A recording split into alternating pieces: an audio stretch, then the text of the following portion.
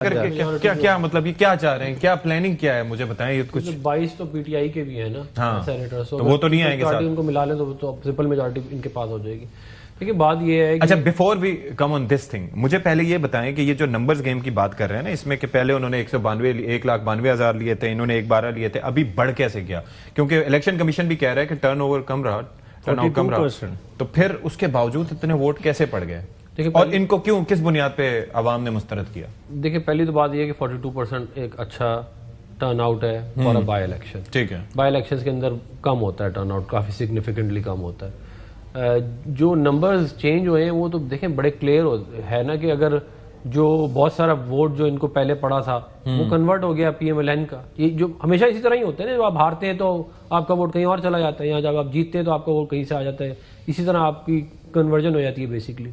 तो यही इसके अंदर भी हुआ। और मैं इनकी जो बात है धांधली वाली है, ये जो कह रहे हैं कोई एक वीडियो, कोई एक फॉर्म 45 दिखा दे जिसके ऊपर ये क्लेम कर ले। वीडियो कहाँ से आएगी? नहीं, कोई अमेरिकन इलेक्शंस की तरह अंदर पोलिंग स्टेशन के अंदर से थोड़ी वीडियो बना सकते हैं। नहीं, एक सेकंड देखिए, मुझे आप एक बात होता है, जब पोलिंग होती है तो पीटीआई का पोलिंग एजेंट वहां पे मौजूद होता है कि नहीं होता? खाली पीटीआई का नहीं, और भी 5-6 पार्टियां, सबके पोलिंग एजेंट वहां पे मौजूद होते हैं। जब रिजल्ट कंपाइल होता है फॉर्म 45, उसके ऊपर उनके साइन होते हैं, प्रेसिडिंग ऑफिसर का साइन होता है। तो ऐसे तो नहीं, हवा में तो नहीं हो सकता ना। अगर आप हमें ये दिखाएं कि जी फलाना पोलिंग स्टेशन था, वहां पे हमारे पोलिंग एजेंटों को निकाल दिया, जैसे 2018 में हुआ था कि पोलिंग एजेंटों को बाहर निकाला और अंदर अब आप जो मर्जी करें। तो लेकिन हमारे पास एविडेंस, मेरे पास आज तक एविडेंस अपने इलेक्शन का है जहाँ पे ओवर राइटिंग हुई है फॉर्म 45 पे।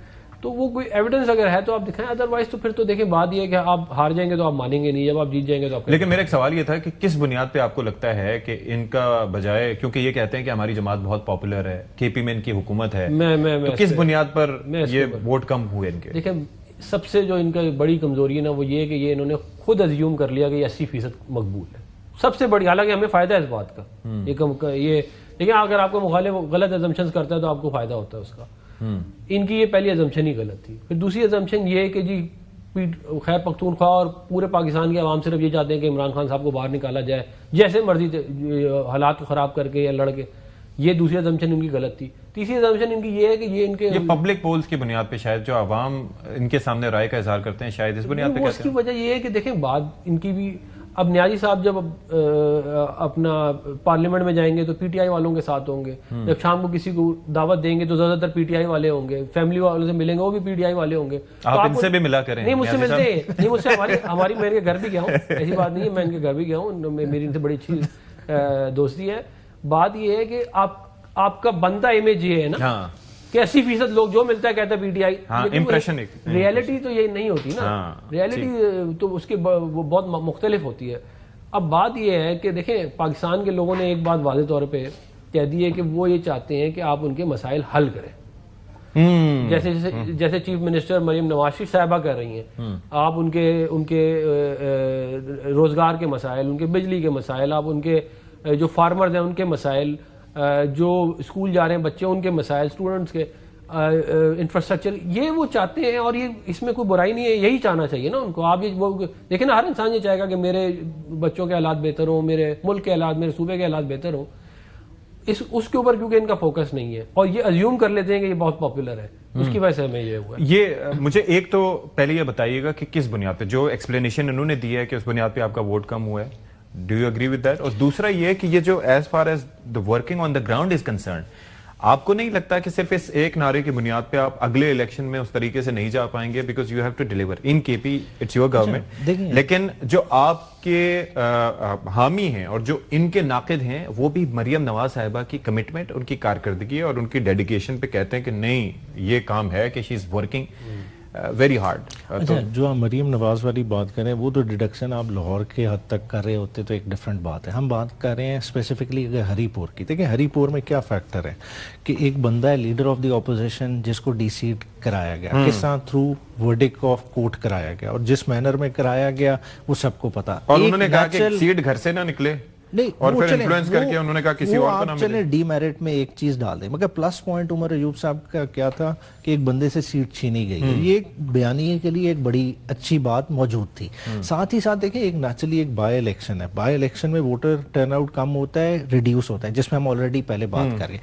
तीसरा फैक्टर देखें, जो गवर्नमेंट का कैंडिडेट है वो किस चीज का बोझ कैरी कर रहा है। देखें, एक गवर्नमेंट है जो तकरीबन 2 साल पूरी कर चुकी है, और 2 साल पूरी करने में जो हम इस तरह से कह रहे हैं ना कि जी डिलीवर कर रहे हैं, वो किस तरह से डिलीवर कर रही है। आपके सामने अभी IMF की रिपोर्ट आ गई है, 5300 अरब की करप्शन IMF कह रहा है, हम नहीं कह रहे कि चोर है, बात है IMF कह रही है, एक सर्टिफाइड बात आ गई ओवरऑल, ठीक है, वो आपके जिम्मे आ गई।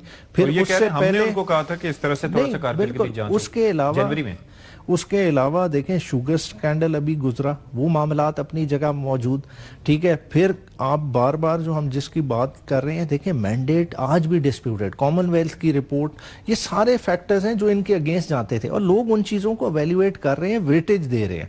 आप ये कहें, हम कहें कि जी बिल्कुल कोई वन साइडेड था, बिल्कुल नहीं था, अच्छा एक कंटेस्ट था, मगर 90,000 को 162 करके। लेकिन आप ये लगता है कि जो जिस तरीके से वर्कर्स को मोटिवेट करना चाहिए, जिस तरीके से एक डोर टू डोर मुहिम अदरवाइज भी चलनी चाहिए, शेर अफजल मरबत साहब इस बाबत अक्सर कहते हैं कि जो तंजीमी लिहाज से जो ढांचा है PTI का, वो इतना इफेक्टिव नहीं है जितना पीपल्स पार्टी या इनकी जमात का है। सर, 1,22,000 वोट हमारी कैंडिडेट लेके गई है, ये थोड़ा वोट नहीं है। हम क्या कह रहे हैं, मतलब इस मोटिवेट करने के लिए बाय इलेक्शन में ये थोड़ा वोट है।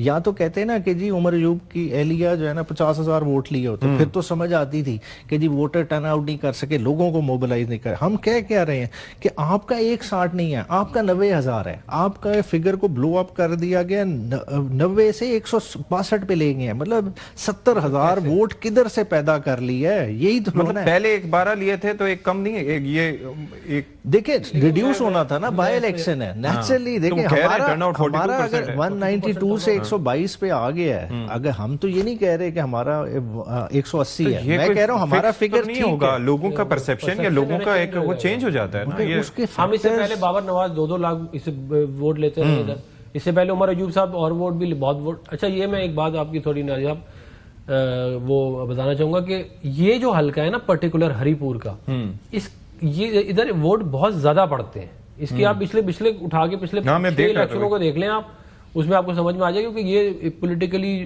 कहना चाहिए वेल अवेयर हैं, यहाँ ये लोग निकलते हैं। ये बेसिकली टेस्ट केस था आप दोनों के लिए कि KP में आपकी हुकूमत और फिर ये वहां पर